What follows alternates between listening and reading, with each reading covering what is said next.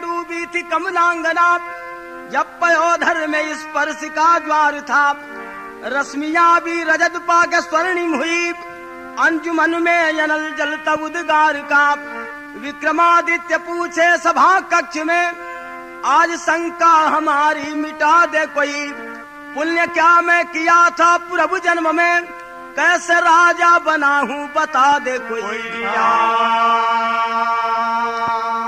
एक बार राजा विक्रमादित्य अपने सभा में बैठे हुए थे, राज्यसभा में बैठे हुए थे, और बड़े बड़े लोग, बड़े बड़े विद्वान बैठे हुए थे। राजा ने सवाल किया कि मैं सुनता हूं कि आदमी के पूर्व जन्म का संस्कार उसके आगे आता है, तो मैं क्या ऐसा काम किया हूं पूर्व जन्म में जो राजा हो गया हूं। तो यहां पर एक गजल का भाव है, तर्ज है।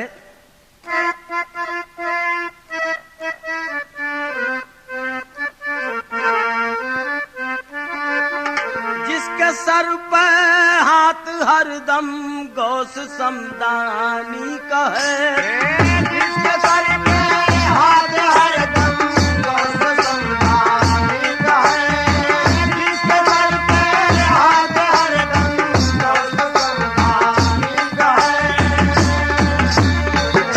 जिसके सर पे हाथ हरदम गौस समदानी का है। अरे जिंदगी का क्या भरोसा बुलबुला पानी का है, जिंदगी का क्या भरोसा बुलबुला पानी का है, जिंदगी का क्या भरोसा बुलबुला पानी का है।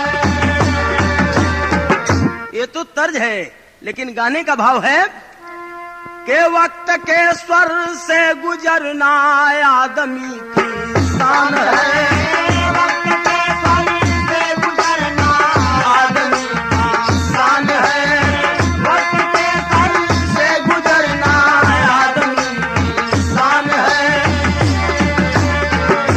वक्त के स्वर से गुजरना आदमी की शान है। और खुद को पहले जान लेना ही असल पहचान है, खुद को पहले जान लेना ही असल पहचान है, खुद को पहले जान लेना ही असल पहचान है। राजा जब सवाल करते हैं तो वहां का वातावरण क्या होता है के भ्रमर गुंजार करके छिप गए थे फूलों में, भास्कर भूल गए भाव के वसूलों में। ज्योतिषी विद्वानों की बैठी भारी टोली थी, प्रश्न को सुन के सबकी बंद हुई बोली थी। राजा की बात सुन के सभी मौन हो जाते हैं, कोई जवाब नहीं दे रहा। तब तक हुआ क्या के भूप हैरान हुए, कक्ष हुआ खाली है, बचाए कि ज्योतिषी बोला बजा के ताली है। सभी लोग बारी बारी से सभा कक्ष से धीरे धीरे उठ के चलने लगते हैं, कोई रह नहीं जाता, सभा खाली हो जाती है। एक बूढ़ा ज्योतिषी बैठे रह जाते हैं, और बूढ़े ज्योतिषी को देख करके राजा कहते हैं कि महाराज क्या हुआ, मेरी बात को सुन करके लोग चले क्यों गए। बूढ़ा ज्योतिषी कहते हैं कि आपकी बात का किसी के पास जवाब नहीं था, इसीलिए लोग चले गए। कहते हैं तो आप बैठे रह गए, क्या आप जवाब देंगे क्या। कहते हैं मैं जवाब तो नहीं दूंगा, लेकिन मैं जगह बतला दूंगा जहां आपके सवाल का जवाब मिलेगा। कहते हैं वो कौन सी जगह है। अरे मेरे सरकार जबकि कृष्ण वन में जाएंगे, वहां एक साधु होंगे भेद को बताएंगे। महाराज कृष्ण वन में चले जाइए, वहां एक साधु होंगे जो आपके सवाल का जवाब देंगे। राजा घोड़ा बढ़ाते हैं और कृष्ण वन में जाते हैं। वहां एक साधु महाराज नैन बंद करके भजन कर रहे थे। राजा अपनी अर्जी लगा देते हैं, लेकिन यहाँ पर एक तर्ज है निर्गुणी भाव में।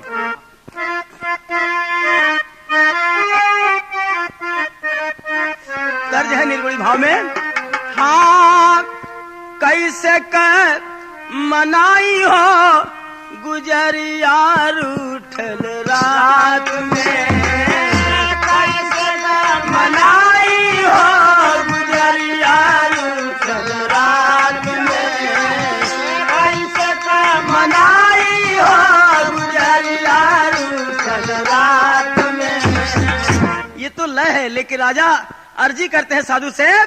हाँ द्वारे हो भिखरिया हो पुजरिया बाबा बोलिदा द्वारे हो भिखरिया हो पुजरिया बाबा बोलिदा द्वारे हो भिखरिया हो पुजरिया बाबा बोलिदा। साधु आंख खोलते हैं, क्या बात है? राजा फिर सवाल करते हैं, अरे भेद बतावा साधु बाबा कह भूप गुण करिया हो भेद बतावा साधु बाबा कह भूप गुण करिया हो भेद बतावा साधु बाबा कह भूप गुण करिया हो। अरे भेद बतावा साधु बाबा कह भूप गुण करिया हो अरे पूर्व जन्म में काम कैली भैली राज अधिकारिया हो पुजरिया बाबा बोलिदा भिखरिया हो पुजरिया बाबा बोलिदा भिखरिया हो पुजरिया बाबा बोलिदा। महाराज, मैं पूर्व जन्म में क्या किया हूं कि इस जन्म में राजा हो गया हूं? साधु कहते हैं कि यहां भी कुछ नहीं है, मैं बतला रहा हूं कि साधु बोले छत्तीसगढ़ राजा के खास दुआरिया हो साधु बोले छत्तीसगढ़ राजा के खास दुआरिया हो साधु बोले छत्तीसगढ़ राजा के खास दुआरिया हो साधु बोले छत्तीसगढ़ राजा के खास दुआरिया अरे पैदा हो के रोज मरेला एक बालक गुण करिया हो पुजरिया बाबा बोलिदा भिखरिया हो पुजरिया बाबा बोलिदा भिखरिया हो पुजरिया बाबा बोलिदा। चले जाइए छत्तीसगढ़ राजा के दरवाजे। उस नगरी में एक बालक रोज पैदा होता है, रोज मरता है। आज उस बालक की लाश छत्तीसगढ़ राजा के दरवाजे पर पड़ी हुई है। वही लाश आपके सवाल का जवाब देगी। राजा घोड़ा बढ़ा के चलते हैं कहां? छत्तीसगढ़ राजा के दरवाजे पर। लेकिन तर्ज बदल गई बाप। तर्ज वही बात के अंगने में फूल फूल गे नवाए नदी बजले बधैया दुआरे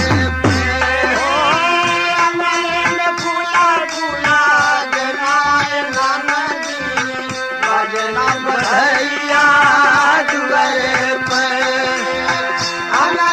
फूला फूला नवाए नदी बजला बधैया दुआरे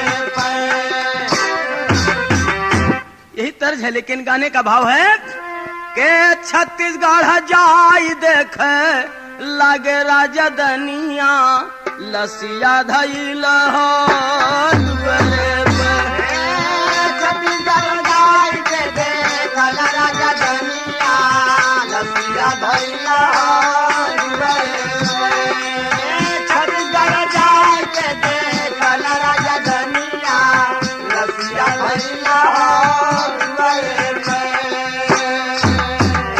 राजा देखते हैं एक बालक की लाश को लोग उठाने की कोशिश कर रहे हैं और राजा आवाज देते हैं कि प्रश्न का जवाब पूछे लसिया से भाई आई है आवाज जाओ गांव मनिहारी भेदवा बताई हीरा धोबी के दुल्हनिया लसिया धैल हो दुआरे पर। राजा आवाज देते हैं अरे वो बच्चे की लाश मेरे सवाल का जवाब दे दे।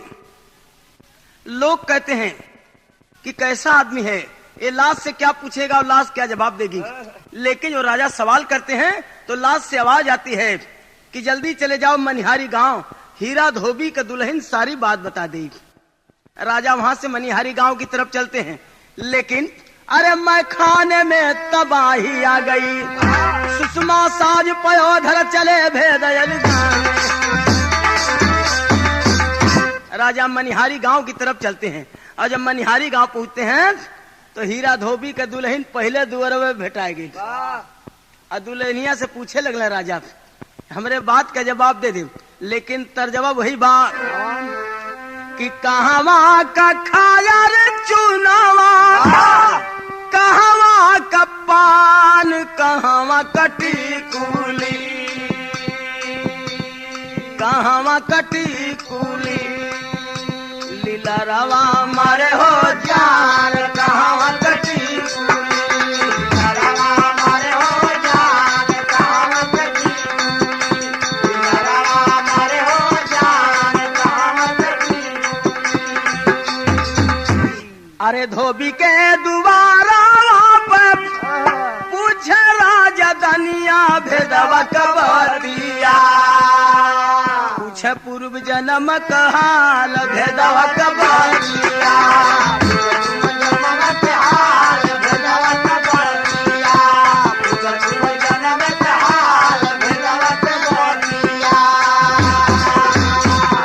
करके सत्कार तब अरे बोलल बाधो बिलिया भेदवा कबतिया, राजा कर मनवा में ख्याल भेदवा कबतिया, राजा कर मनवा में ख्याल भेदवा कबतिया, राजा कर मनवा में ख्याल भेदवा कबतिया।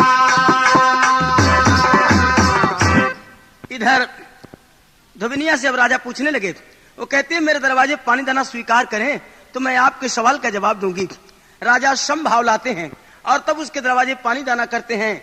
तब धोबिनिया बतलाने लगती है, लेकिन तर्ज जो है बाप, तर्ज वही है कि रतिया होले गरमिया ना डोले पाना, रतिया होले गरमिया ना डोले पाना, रतिया होले गरमिया ना डोले पाना। है तर्ज यही है, लेकिन गाने का भाव है कि धोबी घाटब बोली राजा से धोबिनियाना, धोबी घाटब बोली राजा से धोबिनियाना, धोबी घाटब बोली राजा से धोबिनियाना। कह रही है कि महाराज मैं आपके सवाल का जवाब दूंगी और आप पूर्व जन्म में क्या किए कि इस जन्म में राजा हो गए ये तो बताऊंगी, लेकिन ये भी बताऊंगी पूर्व जन्म में आप थे क्या, कि सुनला पहले जन्म के हाल, रहला तू मुसहर कैला, प्यार से पलल माई बाबा कर जतनियाना। पूर्व जन्म में आप मुसहर का लड़का रहला, आपने माता पिता के सबसे बड़ा लड़का, तुह से कहीं बात समझाई, तुह से छोटा एक भाई, सबसे बाद में भैली तोहरी हम बहिनियाना, सबसे बाद में भैली तोहरी हम बहिनियाना, सबसे बाद में भैली तोहरी हम बहिनियाना। अरे महाराज आप अपने माता पिता के सबसे बड़े लड़के, आपसे छोटा एक भाई और सबसे छोटी एक बहन जो मैं ही हूं। राजा कहते हैं कह ये तो बड़ी आश्चर्य की बात हुई, ये धोबिनिया हमार बहिन बा, अच्छा देखा और का बतावेले। धोबिनिया पहले जन्म की बात, पूर्व जन्म की बात सिलसिलेवार बतला रही है कि एक माँ बाप के 3 बच्चे, नहीं 2 भाई 1 बहन, एक परिवार के 5 सदस्य। लेकिन हुआ क्या, और यहाँ तरज बदल गई कि गोरिया हो, अरे गोरिया हो बिजुरिया कहवा गिरी, गोरिया हो बिजुरिया कहवा गिरी, गोरिया हो बिजुरिया कहवा गिरी।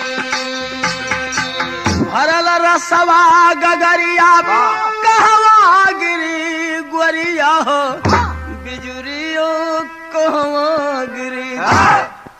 ये तो तर्ज है, लेकिन गाने का भाव है कि भैया हो समैया बज्जर भइल, भैया हो समैया बज्जर भइल, भैया हो समैया बज्जर भइल।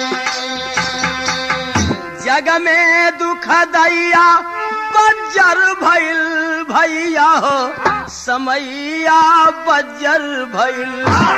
सूखा पड़ल नगरी में भारी, अन्न बिना लोग भैलन दुखारी, अन्न बिना लोग भैलन दुखारी, अन्न बिना लोग भैलन दुखारी।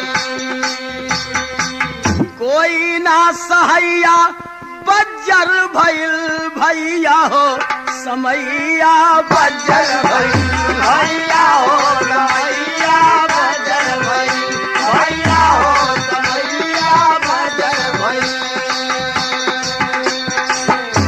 सूखा पड़ गया नगरी में, लोग दाने दाने को मरने लगे और हम लोग तो गरीब, और गरीबी में सूखा पड़ गया तो और भी गरीबी आ गई और भी दुख छा गया। और हुआ क्या, यहाँ एक तर्ज बदल गई बाप। अरे बड़ा की गोतिनिया मारे, बड़ा की गोतिनिया मारे, तनवा का बतिया पतिया रोई रोई, लिखवावर जमतिया पतिया रोई रोई, लिखवावे जमतिया पतिया रोई रोई ना, लिखवावे जमतिया पतिया रोई रोई ना। अरे भोग संसार अपने कर्म का गतिया बतिया चूकी गई ना, बतिया चूकी गई ना, घाती भैली की समतिया बतिया चूकी गई ना, घाटी भैली की समतिया बतिया चूकी गई ना, घाटी भैली की समतिया बतिया चूकी गई ना।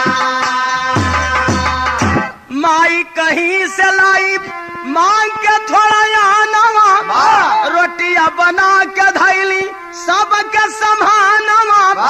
गरीबी में माई कहीं से एक पसर मांग के लाई और पीस के एक ही रोटी बना पाई, और एक रोटी के 5 टुकड़ा बनल, एक बाबू के, एक माई के, एक बड़का भैया, एक छोटका भैया, एक हमके। 5 टुकड़ा एक रोटी के बनल और सबके मिलल, लेकिन अभी कोई खाया नहीं है। तब तो हुआ क्या कि अरे तबले भिखारी द्वारे आ गईल संगतिया बतिया चूकी गई ना, भूलल स्वार्थ में जगतिया बतिया चूकी गई ना, भूलल स्वार्थ में जगतिया बतिया चूकी गई ना, भूलल स्वार्थ में जगतिया बतिया चूकी गई ना, बतिया चूकी गई ना, बतिया चूकी गई ना, हो बतिया चूकी गई ना, भूलल स्वार्थ में जगतिया बतिया चूकी गई ना, भूलल स्वार्थ में जगतिया बतिया चूकी गई ना। एक भिखारी आवाज दिया कि कुछ हमारा भी ख्याल करो। अरे वही दिन बिगड़ल दुनिया में समैया हमारे भैया हो, और वही दिन बिगड़ल दुनिया में समैया हमारे भैया हो, और डगमगात धारा में डूबल नैया हमारे भैया हो, धारा में डूबल नैया हमारे भैया हो, धारा में डूबल नैया हमारे भैया हो, धारा में डूबल नैया हमारे भैया, हमारे भैया हो, धारा में डूबल नैया हमारे भैया हो, धारा में डूबल नैया हमारे भैया हो। अरे बाबूजी भिख मंगा को द्वारे अपने फटकारे हो, माई गारी देव लगली छोटका भैया मारे हो, अरे क्रोध में हम कहली तही समैया हमारे भैया हो, कि गंदा कतहू खा जाके मुदैया हमारे भैया हो। बाबूजी भिखारी को दरवाजे पर फटकारने लगे कि कई रोज पर एक टुकड़ा रोटी मिला तो तू भी आ गया हिस्सा बटाने के लिए, भाग गया दरवाजे से। भिखारी लेकिन नहीं गया। तब तक से माई गारी देव लगली, तब भी नहीं गया। छोटका भैया उठ करके धक्का दे देते हैं, तब भी भिखारी दरवाजे से नहीं गया। हमारे मुंह से निकलल की रोटी का खैबा कहीं गंदा खा। हाँ, अरे धर्म किए से नहीं धनवा हो घटेला, और लेकिन यह धर्मवा से घट जाला ईमान, और धर्म किए से नहीं धनवा हो घटेला, और लेकिन यह धर्मवा से घट जाला ईमान। बाबू फटकार रहल जो की दुआरे पर, अपन के भिखारी आज घूम हर मकान, माई जवन गाड़ी दहल रहली दुआरे पर, अपन बन के कुत्ती गांव गांव घूमली सुजान। और छोटका भैया जवन मरल रहल डंडवा से, अवन के नरकवा होई गई न महान। पैदा होके रोज आज मरन नगरी में। बाबू दरवाजे पर भिखारी को फटकारे तो आज भिखारी बन के गांव गांव घूम रहे हैं। माई गाड़ी दिलिन आज कुत्ती बन के गांव गांव घूम रही। छोटका भैया धक्का दिलन तो आज नरक का धक्का खात में रोज पैदा होलन रोज मरलन। वही जो छत्तीसगढ़ राजा के दरवाजे जो लाश देख के आए छोटके भैया का लाश रहल। और जो साधु मिलल वही बाबूजी हो। और गांव के बाहर एक कुत्ती मिलल वही माई हो। और हमरे मुंह से निकलल कि रोटी का खईबा कहीं गंदा खाप तो जौने कारण धोबी घर ले के जनमवा। सब कर गंदा आज साफ करी श्रीमान। हम लोगों ने जैसा किया उस प्रकार से हम लोग अपनी गलती को भोग रहे हैं। लेकिन आपने क्या किया मूल बात पर पहुंचा रही है और कह रही है जो राजा खोजने निकले हैं उस बात को अब बता रही है। सब बताने के बाद सिलसिला यही राजा की बात का निकलता है। क्या हाय है अरे स्वागत में हिमालय के हिलल बचोटिया और राजा हो गईला बिरनवा खिया के रोटिया। राजा हो गईला बिरनवा खिया के रोटिया।